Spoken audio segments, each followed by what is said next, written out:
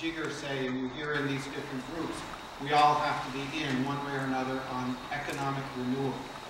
This is, our communities, as you go town to town, are desperate for economic renewal. And our state is, and the country is, and the world is.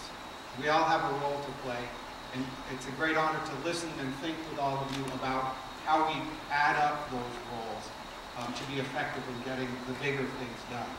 VCRD is charged to be a facilitator of public process by the Farm Bill. We don't own the climate economy, and we're not the Brookings Institution, right?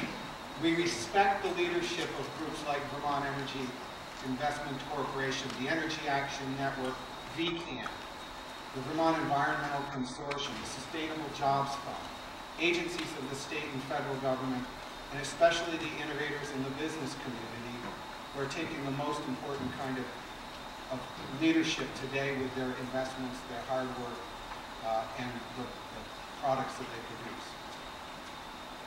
With this conference and the work that's to follow for VCRD, we're going to work to add up the business stories and key findings of leadership groups to popularize a platform, a course of action that will help capture the imagination of innovators, entrepreneurs, and young people from throughout the United States looking for mission central for the climate economy movement. As a small state, we're not going to succeed in competition for the bottom of commodity production. Let's be the state that wins by creativity, becomes a national leader in encouraging this next generation of innovation. So we're building a group to help guide this, a group that's much smarter than us and a group that represents key leadership. It's my pleasure and honor today to share the names of the members of the new Vermont Climate Change Economy Councils. We'll use your ideas from today as a framework towards building this platform of action.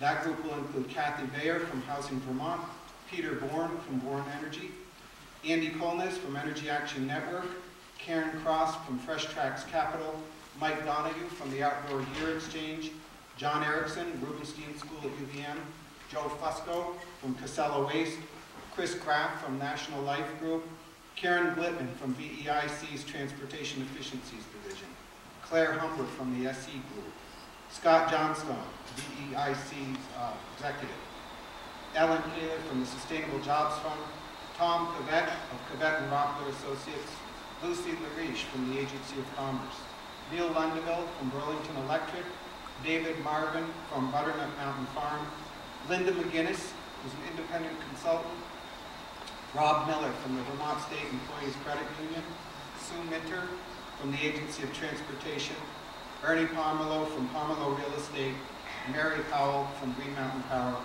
Brian Shoup from VNRC, and Nathaniel Vandal from Green Peak Solar. This will be chaired by Judge William Sessions, Federal District Court Judge in Vermont, all of these folks have agreed to work with us for a year to think this forward, platform it up, and serve as a neutral body that sifts through all the good ideas around economic development in this arena, and then builds a platform to popularize and share. And VCRD will be looking at what's necessary to follow up on the groundwork as well. So that concludes our day.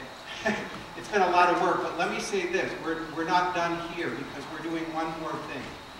We're also here to honor some key folks that have taken real and significant leadership for the future of their communities. I want to introduce Tim Smith from Franklin County Industrial Development Corporation.